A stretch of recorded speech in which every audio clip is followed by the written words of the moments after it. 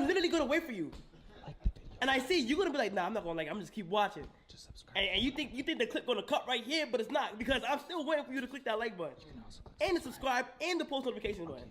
So it seems like it's been a while since we last heard from Dandadan, and actually if you kind of think about it, it's not been that long, it's been less than a year. But in terms of this anime, the first season blew up, it became a big deal, the opening was special, the entire anime was unique. Dandadan was basically dubbed as the most creative and wacky anime of last year, but now with it returning for its second season, the expectations are even more higher, because as we all know, a lot of anime have good first seasons, but what separates the anime that will be seen as bad, good, or great is really the second season, because that's when you gotta cook with the expectations that you've created from the first season. Now, I just want to get something out of the way really quickly. Usually I like to play the opening of certain anime just to give you a taste about what's happening within the anime, but because of copyright, it's kind of difficult to kind of get something from 5 seconds, so I don't know if I'll even put it or not, but either way, I just want to get this out of the way. Season 1's opening is better than Season 2. Cool.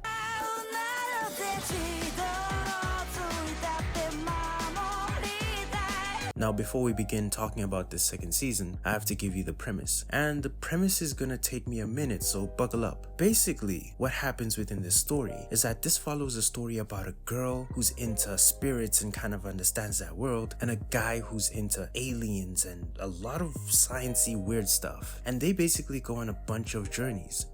There you go, I'm done. Cool. But you can't do this to me.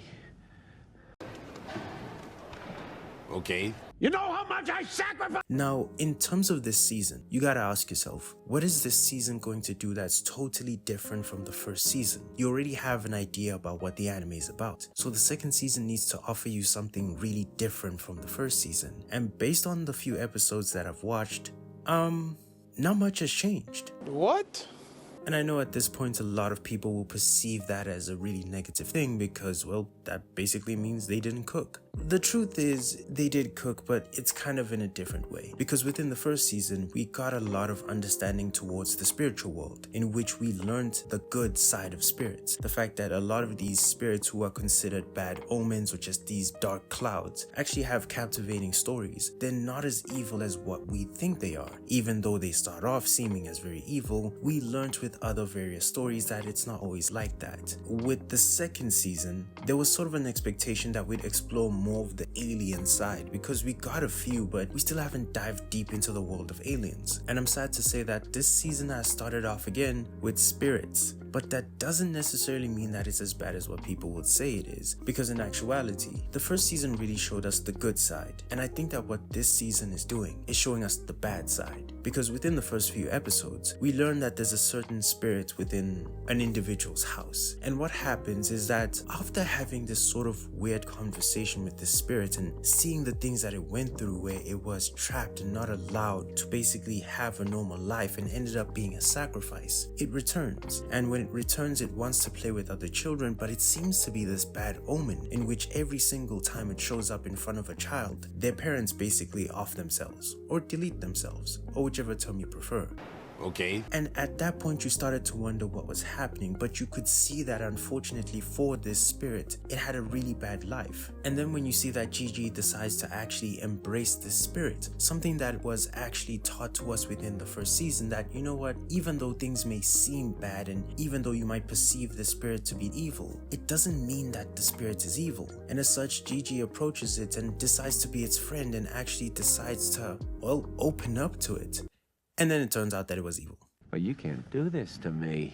And I think that even though this is sort of not the most craziest of premises, I think that it was a good switch up from the first season, because you're kind of seeing the more darker side. This spirit doesn't really have the best of intentions based on what we know so far. Instead, it just wants to, well, off a bunch of humans. And after you watch the episode, you kind of are left questioning what you've learned from season 1, because you go back to your initial thinking that you had before you watched season 1. You start believing that spirits are actually really bad, when in actuality, it's a bit of a mix, like anything. And that's what separates this season. I think that we're going to see a more darker side towards the world of the spiritual world, and we still have room for aliens because it's early in the season. But what we learned is that we can see that within the world of spirits, we saw the good, now it's time for us to explore the bad, because within the story, we saw that at the beginning, the characters actually get used as a sacrifice to kind of appease a certain spirit that they believe in that town is something that's keeping the town safe, and as such, they have to sacrifice a bunch of children repeatedly. And after you watch that whole scene, you really start to think about the concept of what people consider spirituality, because some of the things that they're doing to keep the town safe seems disgusting, and the fact that one of the most powerful spirits was actually one of the sacrifices is even more profound. They're creating these monsters. Oh yeah, and then out of nowhere there's a random cryptid there, so I guess that's the alien aspect. I don't know.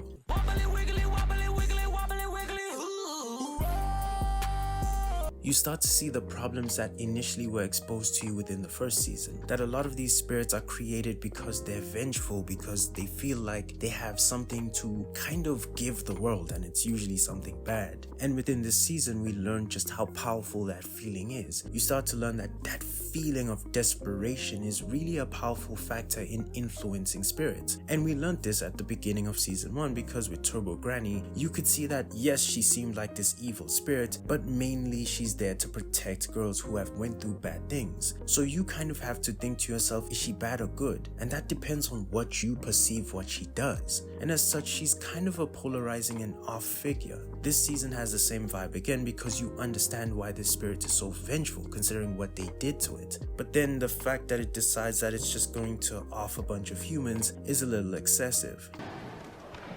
Okay.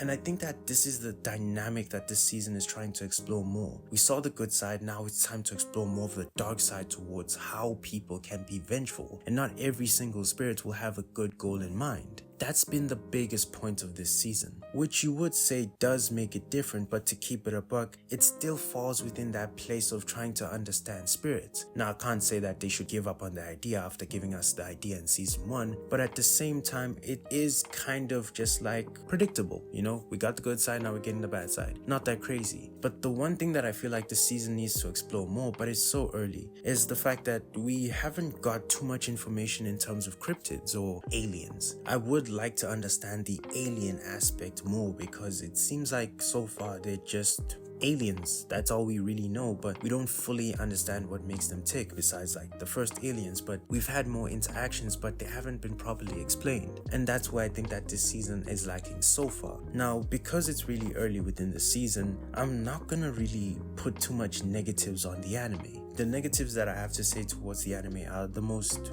basic. The animation is not as fire as it was last season so far, and to be real with you, that's expected. The anime was airing last year and it's back. It happened with Apothecary Diaries as well, like the animation dropped. And also, to be frank, when you kind of look how animation works, of course if you have a long time to just polish the first season, it's a little more easier to make it look that amazing. But then to follow with the second season roughly in less than a year, yeah, you're gonna see some dips. But besides that, there's nothing really negative that I can say or will say, because it's too early. But in terms of this season, what's gonna separate it from the first season is its ability to kind of be its own story, be its own arc, and give us something different. If it's not able to give us anything different, then I think you'll start to hear people kind of feeling like they know it. And for an anime that is known for being unpredictable, that's gonna be a negative view. But besides that, I've been enjoying the couple of episodes that we've had so far. They've been fun, they've been wacky, we've seen a lot of dark sides. Actually, hold up a second, I just want to go on a quick rant.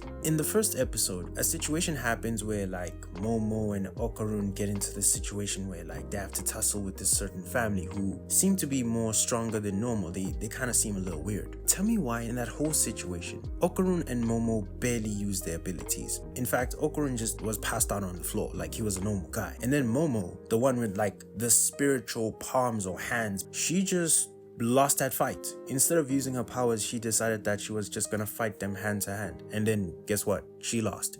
I don't get that. Okay. This has so far been a pretty interesting season, but I do hope that it does something a little different, especially for this season, because if it doesn't, it's not going to be perceived as well as the first season. And the first season is a banger, but truthfully, when an anime is so good like that, you have to compare it to its first season. When you create the expectations with the first season, you have to live up to them with the second season. And that's why the second season is such a pivotal season for a lot of anime. Think about all the great anime that had a first season that was amazing, and then they drop off on the second season, and then basically that's where the story goes sour. This anime is not an exception to that situation, so it have to do something different. But based on the fact that certain things have dropped, like animation quality, it has to pick up in other aspects that make it different. If not, it's gonna constantly be compared to the first season and how it couldn't meet the expectations. And that's pretty much all I have to say about this season so far. Yeah, that's pretty much it.